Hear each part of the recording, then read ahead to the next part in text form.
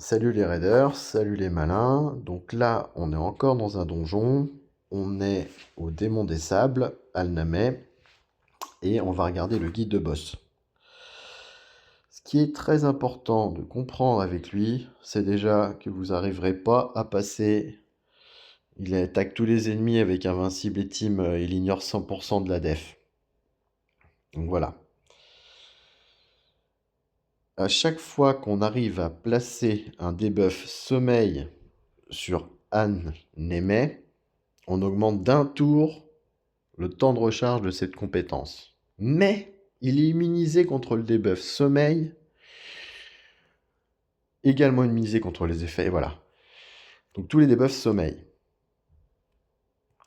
Donc lorsqu'il est sous debuff sommeil, d'un seul coup, on peut lui mettre le debuff sommeil.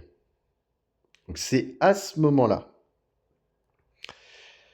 Il réduit les dégâts qu'il reçoit des ennemis de 25% des étapes 1 à 5, c'est-à-dire que vous faites de moins en moins mal plus vous avancez.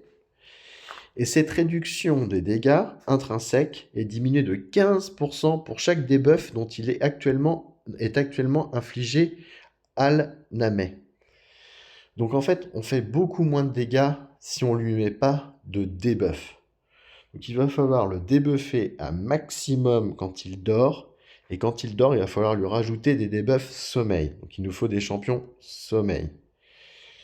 Voilà, c'est pour ça qu'il est un peu compliqué. Et l'Anamné, en fait, détruit les PV max, mais lorsqu'il est sous debuff sommeil et qu'un champion ennemi se fait soigner, ça restaure une partie des PV max détruits.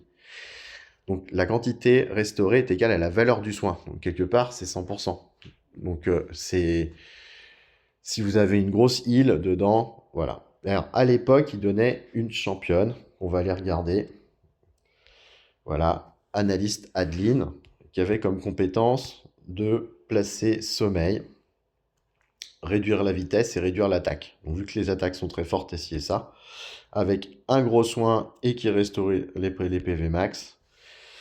Et elle peut transférer un debuff aléatoire de cette championne vers la cible. Donc du coup, ça augmente les debuffs sur lui. Et pour chaque debuff sur cette championne,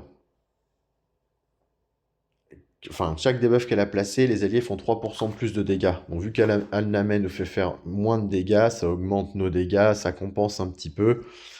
Et vu qu'elle place 3 debuffs sur son A3, la sommeil réduit la vitesse, réduit l'attaque, on n'est pas trop mal. Alors vous voyez, là j'ai aucun book dessus, hein, 1 sur 5, donc il lui faut beaucoup de books. Il y a une vidéo qui dit qu'on peut soloter avec. Elle n'a pas de relique. Elle est... Elle est en mode polyvalent. Hein, si on regarde ses stats, voilà, elle fait 3500 d'attaque, c'est un soutien, c'est pas du tout monté comme il faut. Est-ce qu'elle avance vite? Elle fait du 194. Précision 276, c'est un peu faible. Elle a une résistance de 317, c'est énorme, je comprends pas là. Alors, ça, c'est le 7 rectitude qui fait ça.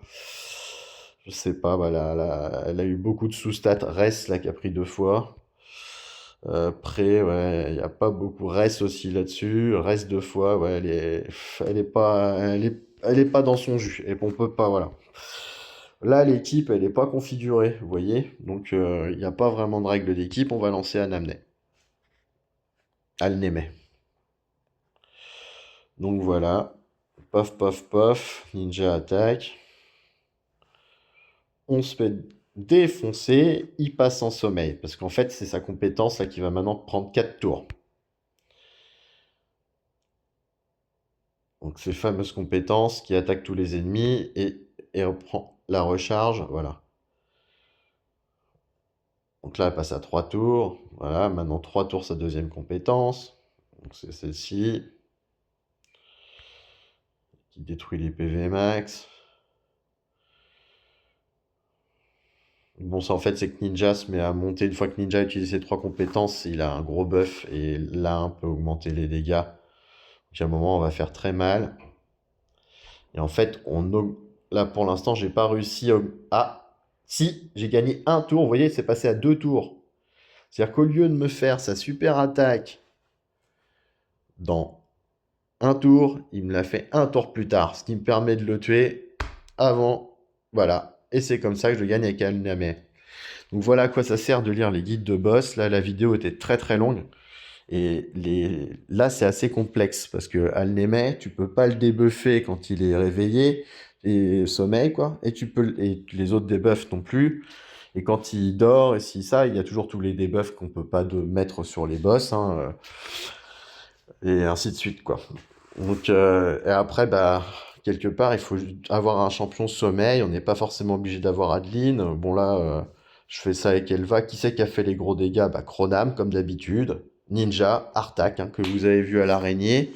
Même à l'araignée hard, il y avait encore un Artak qui était présent. Ah, les gros brûleurs, les gros poisonneurs, hein, que vous allez mettre en soutien. Voilà, ceux qui peuvent faire. Et là, il faudrait avoir un. Bon, Ninja fait réduction de def et Artak fait réduction d'attaque. Donc, du coup, on colle des debuffs. Je crois qu'avec la. Il renvoie des debuffs aussi, tout ça. Donc, on a blocage des debuffs là avec Elva, c'est assez utile. Mais la majorité de mes champions sont pas bookés, donc ça reste raisonnable. Là, on est étape 12. Alors,